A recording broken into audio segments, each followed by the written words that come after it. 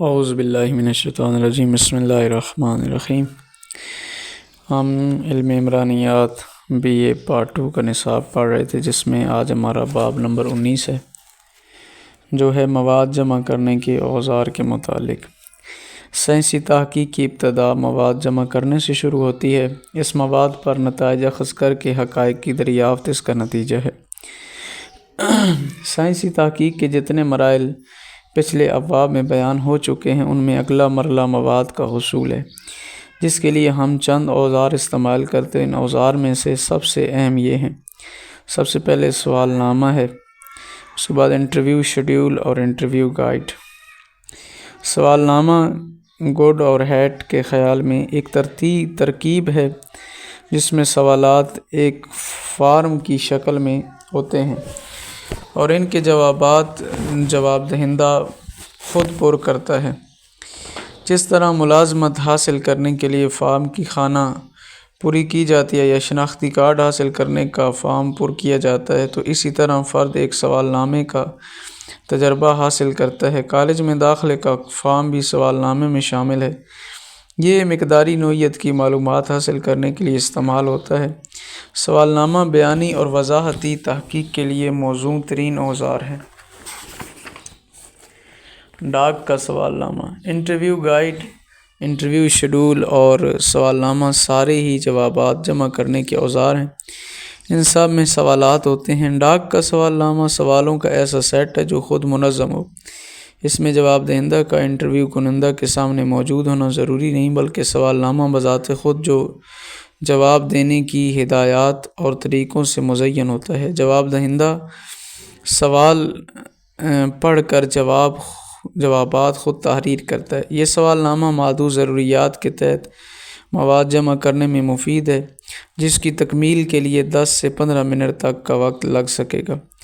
گہری معلومات حاصل کرنے میں اتنا مفید نہیں جب جواب دہندہ سوالات کے جوابات دینے کے قابل ہو یا رضامند ہو اور جوابات میں فراخ دلی درکار ہو، یعنی آمنے سامنے وہ جواب دینے سے کتراتا ہو لیکن سوال نامے میں بغیر جھجک کے صحیح جواب لکھ دے۔ اس لیے بھی یہ سوال نامہ مفید رہتا ہے۔ یہ بات مسلمہ ہے کہ حقیقت کی گہرائی تک پہنچنے کے لیے انٹرویو شیڈول جتنا مفید ہو سکتا ہے، سوال نامہ اتنا نہیں۔ گوڈ اور ہیٹ کا قول ہے کہ مفروضہ جتنا مرکزی ہوگا اتنا ہی سوال نامہ زیادہ مؤثر ہوگا، جبکہ انٹرویو ایک غیر واضح مفروضے کے لیے بھی مفید ہو سکتا ہے۔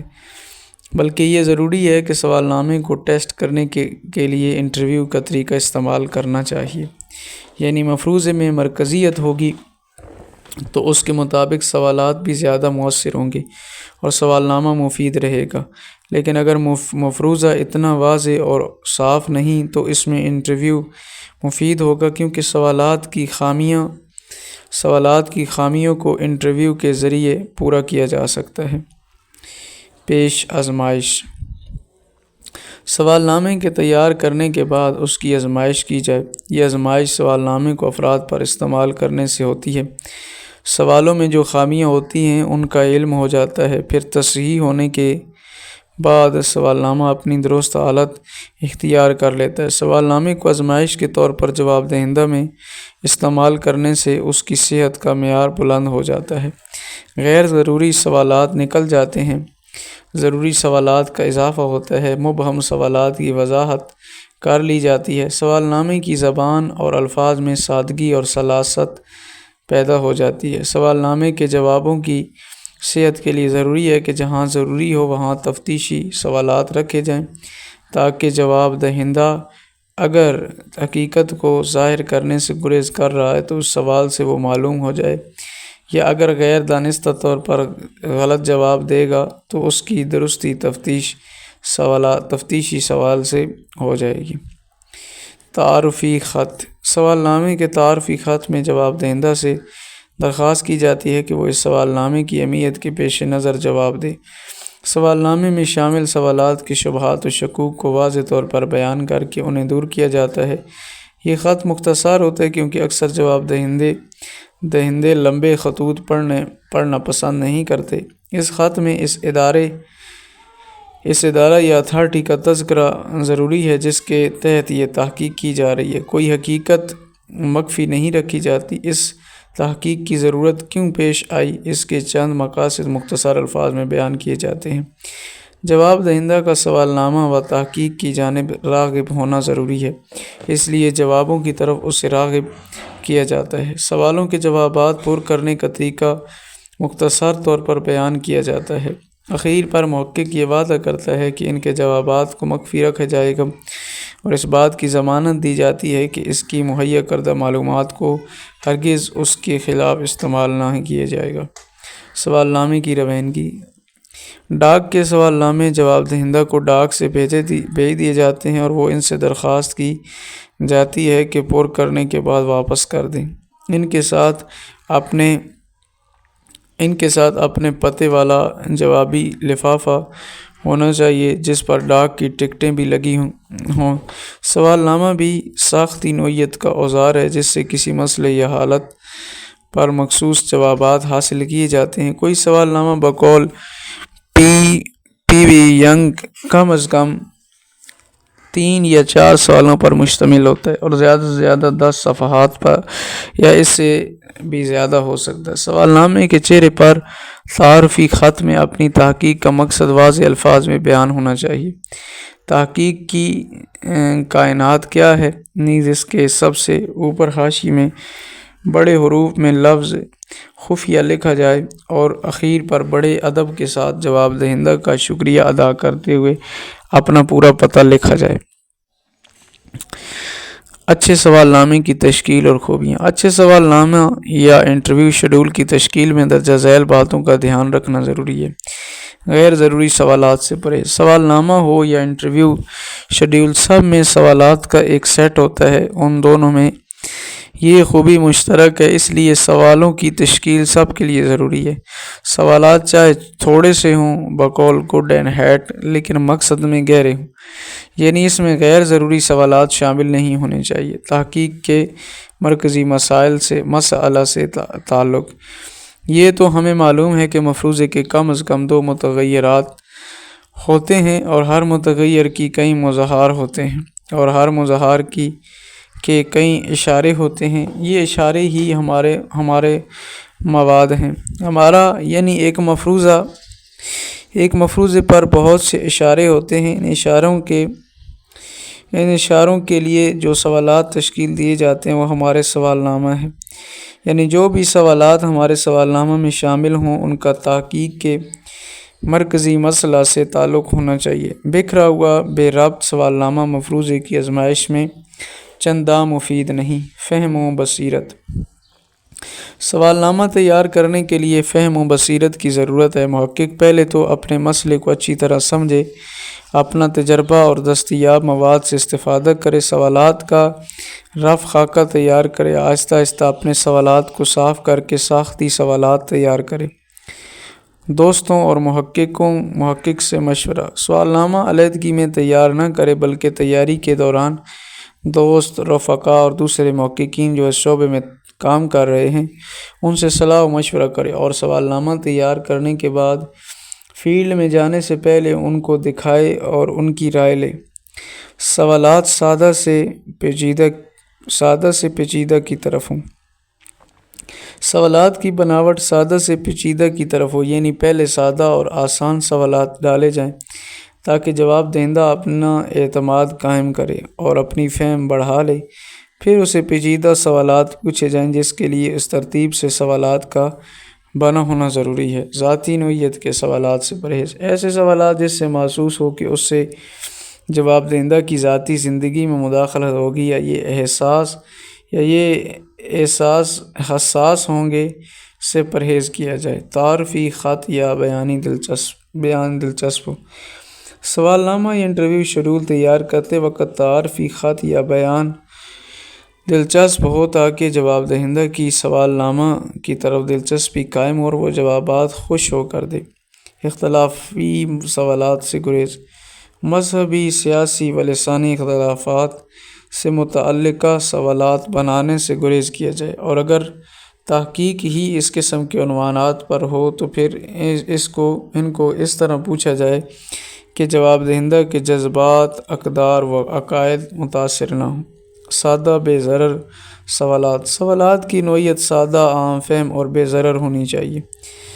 اختصار و غیر ضروری لفاظی سے گریز اختصار و غیر ضروری لفاظی سے پرہیز کیا جائے، کیونکہ اختصار کے معنی لازمی نہیں کہ جواب دہندہ کے لیے بھی وہی ہوں جو محقق سمجھتا ہے۔ اگر استعمال کریں تو ان کے معنی بیان کر دیں، جیسے پی یو اور پی زیڈ یو، یہ دو اختصار ہیں، ان کے اصل معنی پنجاب یونیورسٹی اور بہاؤالدین زکریہ یونیورسٹی کے ہیں، مگر لازمی نہیں کہ جواب دہندہ بھی ان کو اس طرح پڑھ کے سمجھے۔ سوال نامہ کے فائدے: کم خرچ۔ سوال نامہ اس لیے مفید ہے کہ اس میں خرچ کم آتا ہے۔ اس میں سوال نامہ کی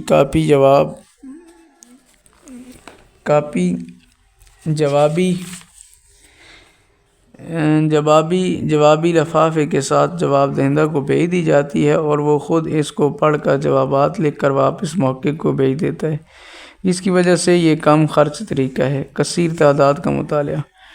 ڈاک کے سوال نامہ کی وجہ سے ایک وقت میں ایک کثیر تعداد کا مطالعہ ممکن ہے، یعنی یہ سوال نامہ پورے ملک یا دنیا کے کسی بھی حصے میں بھیجا جا سکتا ہے، جس کی وجہ سے اس میں کثیر تعداد کا مطالعہ آسانی سے کیا جا سکتا ہے، جبکہ انٹرویو میں فرداً ملنا ضروری ہوتا ہے۔ آسان طریقہ: سوال نامے کو آسانی سے ڈاک کے ذریعے بھیجا جا سکتا ہے، جبکہ انٹرویو میں ایک فرد کے انٹرویو کے لیے بھی محقق کو خود جانا پڑتا ہے۔ جوابات کے لیے وقت۔ اس کا فائدہ یہ بھی ہے کہ جواب دہندہ کو سوال نامہ کے جوابات دینے کے لیے کافی وقت مل جاتا ہے، یعنی کسی بھی وقت وہ فارغ ہو کر اس کو مکمل کر سکتا ہے، یا پھر مختلف اوقات میں جب بھی اس کو وقت ملے وہ اس کے جوابات دے سکتا ہے۔ دور افتادہ علاقوں کا مطالعہ۔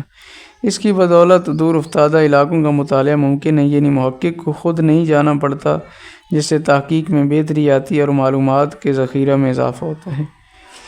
انجانیت۔ اس تحقیق میں محقق اور جواب دہندہ دونوں ایک دوسرے کو ظاہری طور پر نہیں دیکھتے، خاص کر جواب دہندہ محقق کے لیے انجان رہتا ہے، جس کی بدولت انتہائی حساس سوالات کا جواب دینا جواب دہندہ کے لیے ممکن ہوتا ہے۔ انٹرویو کنندہ کی طرف داری۔ اس میں انٹرویو کنندہ کی کسی خاص سوال یا عنوان کی طرف داری کے امکانات معدوم ہوتے ہیں۔ مربوط معلومات۔ اس میں جواب دہندہ کے پاس کافی وقت ہوتا ہے اس کو مکمل کرنے کے لیے، اس لیے وہ کافی سوچ بچار و تحقیق کے بعد جوابات دیتا ہے، جس سے معلومات کی سچائی کے امکانات روشن ہوتے ہیں۔ سوال نامہ کے نقصانات۔ تبدیلی۔ سوال نامہ جب ایک دفعہ بھیج دیا جاتا ہے تو اس کے بعد اس میں تبدیلی ناممکن ہوتی ہے۔ اگر کوئی سوال مبہم ہو یا حساس ہو تو جواب دہندہ اس کو تبدیل نہیں کر سکتا، کیونکہ انٹرویو کنندہ وہاں پر موجود نہیں ہوتا۔ غلطی کے امکانات۔ کیونکہ محقق جواب دہندہ کے پاس موجود نہیں ہوتا، اس لیے بعض اوقات جواب دہندہ کئی سوالات کا مطلب سمجھ نہیں پاتا اور وہ غلط جوابات لکھ کر بھیج دیتا ہے، جس سے غلطی کے امکانات زیادہ ہوتے ہیں۔ کم شرح جوابات۔ اس قسم میں جوابات کی کم شرح ہوتی ہے۔ بھیجے گئے سوال نامے بڑے تھوڑی شرح سے واپس آتے ہیں۔ حصی کی وجوہات۔ سوال نامے کا دی گئی جگہ پر نہ پہنچنا، جواب دہندہ کو نہ ملنا، غلط پتہ اور جواب دہندہ کی ذاتی مصروفیات وغیرہ شامل ہیں۔ جوابات میں تاخیر۔ اس میں محقق کو سوال نامے بڑی تاخیر سے موصول ہوتے ہیں، یعنی یہ جواب دہندہ کی مرضی ہوتی ہے کہ وہ کب سوال نامہ کو مکمل کر کے بھیجتا ہے، جس سے بعض اوقات تحقیق کی رفتار سست ہو جاتی ہے۔ غیر مکمل سوال نامہ۔ کیونکہ جواب دہندہ کے پاس کوئی نمائندہ موجود نہیں ہوتا، اس لیے بعض اوقات وہ کچھ سوالات غیر مکمل چھوڑ کر سوال نامہ واپس بھجوا دیتا ہے۔ تاثرات۔ اس میں جواب دہندہ کے سوال نامہ مکمل کرتے ہوئے تاثرات نوٹ نہیں کیے جا سکتے، یعنی اس کی تحقیق کے عنوان یا کسی خاص سوال پر اس کی رائے کیا ہے۔ پیچیدہ سوالات سے گریز۔ چونکہ محقق یا کوئی نمائندہ جواب دہندہ کے پاس نہیں ہوتا، اس لیے سوال نامے کی تیاری میں پیچیدہ سوالات نہیں ڈالے جا سکتے، کیونکہ وہ جواب دہندہ کے لیے ذہنی پریشانی کا باعث بنتے۔ ناخواندہ لوگوں سے معلومات اکٹھی نہیں کی جا سکتی، کیونکہ ان کے لیے سوال نامہ پڑھنا ناممکن ہے۔ انٹرویو شیڈول سوالوں کا ایک سیٹ ہوتا ہے جس میں سوالوں کے تمام ممکنہ جوابات دیے جاتے ہیں۔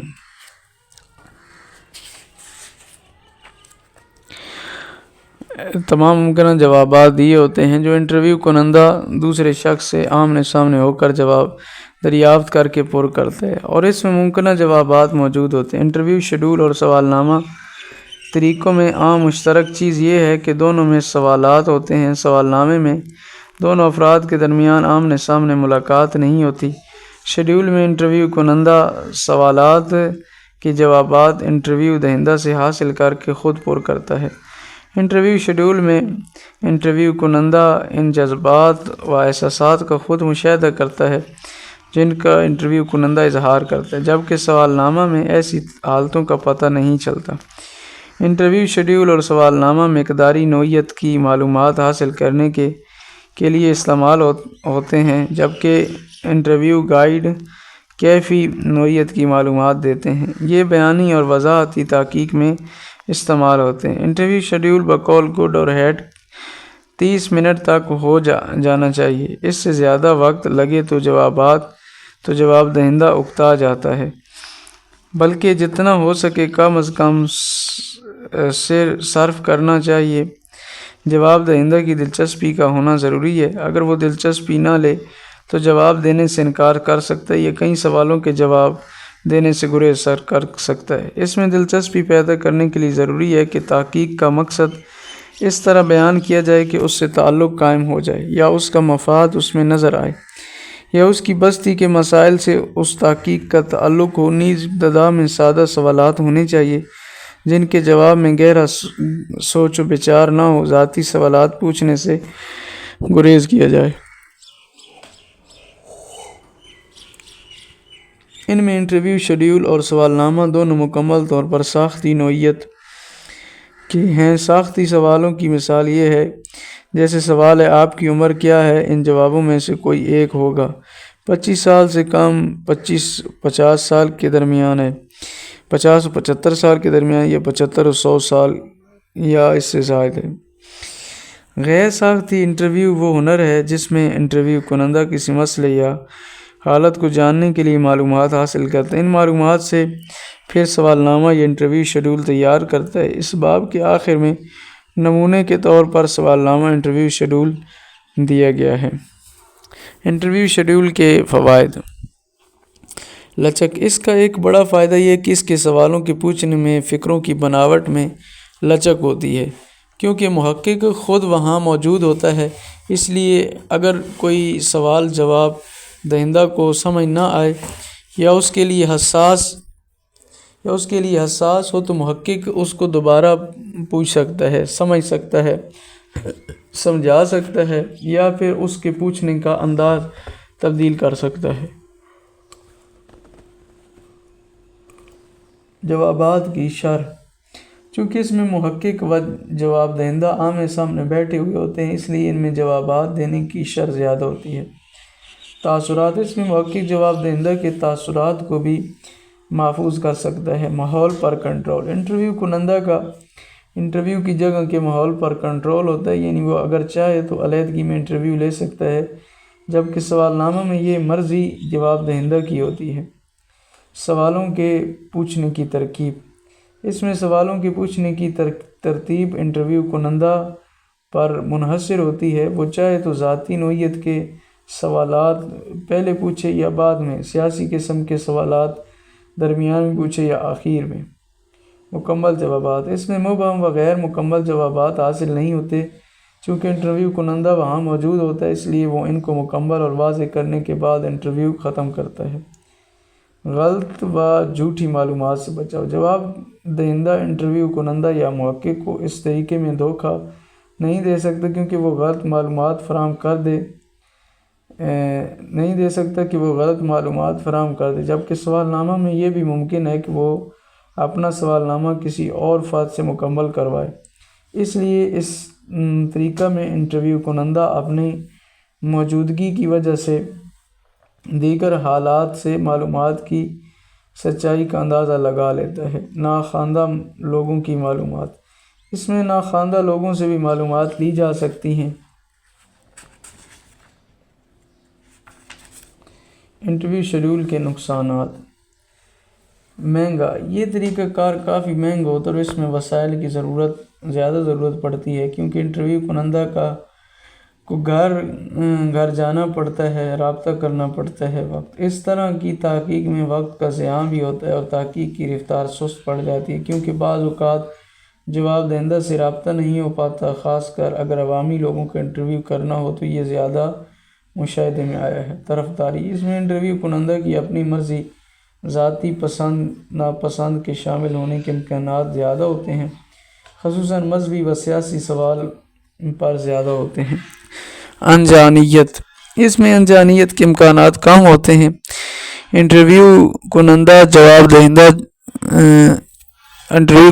جواب دہندہ چہروں سے ایک دوسرے کو جان لیتے ہیں، اس لیے بعض اوقات جواب دہندہ خفیہ معلومات نہیں دیتا۔ انٹرویو گائیڈ، نکات کی وہ فہرست ہے جو محقق انٹرویو کے دوران استعمال کرتا ہے۔ اس طریقے میں محقق سوالات کی تشکیل موجودہ حالت کی روشنی میں بدلتا رہتا ہے۔ جو زبان چاہے اختیار کر سکتا ہے، سوالات کی ترتیب بھی بدل سکتا ہے۔ انٹرویو گائیڈ انفرادی مطالعہ کے طریقہ کار میں استعمال ہوتی ہے۔ سوال نامہ اور انٹرویو شیڈول طریقوں کو ساختی کہتے ہیں، کیونکہ ان میں سے ایک مخصوص انداز پہلے ہی اختیار کر لیا جاتا ہے۔ جواب دینے کا متبادل طریقہ بہت کم رہ جاتا ہے۔ جوابات پہلے ہی تیار کیے جاتے ہیں۔ انٹرویو دہندہ دیے ہوئے جوابات میں سے کسی کو اپناتا ہے، لیکن انٹرویو گائیڈ میں ساختی نوعیت نہیں پائی جاتی۔ سوالات غیر ساختی یا کھلے سروں والے اوپن اینڈڈ والے ہوتے ہیں۔ غیر ساختی یا کھلے سروں والے سوال کی مثال اس طرح ہے۔ ان سوالوں میں زیادہ تر جواب دہندہ کی رائے لی جاتی ہے، مثلاً آلودگی کے بارے میں آپ کے خیال میں بڑھتی ہوئی آلودگی کی ہمارے معاشرے میں کون کون سی وجوہات ہیں۔ اس میں جواب دہندہ اپنی مرضی اور سمجھ بوجھ کے مطابق جواب دیتا ہے اور اس پر جواب دینے کی کوئی قید نہیں ہوتی، وہ جیسا سمجھے ویسا ہی بول دیتا ہے۔ انٹرویو گائیڈ دریافتی تحقیق میں استعمال ہوتا ہے۔ سوال نامہ انٹرویو شیڈول کا نمونہ۔ انٹرویو شیڈول یا سوال نامہ، تعلیم کا معیار اور ذرائع آمدن میں تعلق۔ یہ اب ایک نمونہ پیش کر رہے ہیں سوال نامے کا یا انٹرویو شیڈول کا۔ آپ کا نام کیا ہے؟ آپ کی عمر کیا ہے؟ اس طرح یعنی سوال کیے جاتے ہیں۔ آپ کا نام کیا ہے؟ آپ کی عمر کیا ہے؟ آپ کی تعلیم کتنی ہے؟ آپ کیا کام کرتے ہیں؟ کیا آپ شادی شدہ ہیں؟ اگر ہاں تو آپ کے کتنے بچے ہیں؟ اور اس میں پھر لڑکیاں کتنے ہیں، لڑکے کتنے ہیں؟ آپ کی سالانہ آمدنی کتنی ہے؟ آپ کے خیال میں تعلیم کا معیار اور ذریعہ آمدن کا آپس میں کیا تعلق ہے؟ اسی طرح اور سوالات، کیا تعلیم بڑھنے سے فرد کی آمدنی میں بھی اضافہ ہوتا ہے؟ رائے دیں۔ تو اس طرح کر کے سوالات جو ہیں وہ کیے جاتے ہیں۔ اس نمونہ سوال نامہ میں دیکھا گیا کہ کیا معیار تعلیم کے بڑھنے سے آمدنی میں اضافہ ہوتا ہے۔ نیز اس سوال نامہ انٹرویو شیڈول میں بند سروں والے اور کھلے سروں والے سوالات ہیں جن سے معلومات حاصل کی گئی ہیں۔ اگر جواب دہندہ اس کو خود پڑھے اور پھر خود پر کرے تو یہ سوال نامہ ہے، اور اگر وہ جوابات دے مگر انٹرویو لینے والا اس سے ان سوالات کے جوابات پوچھ کر کرے تو پھر یہ انٹرویو شیڈول ہے۔ یہ ہے آج کا ہمارا یہ تھا درس۔ خداوند عالم آپ کی اور میری توفیقات علمی میں اضافہ فرمائے۔ والسلام علیکم ورحمۃ اللہ۔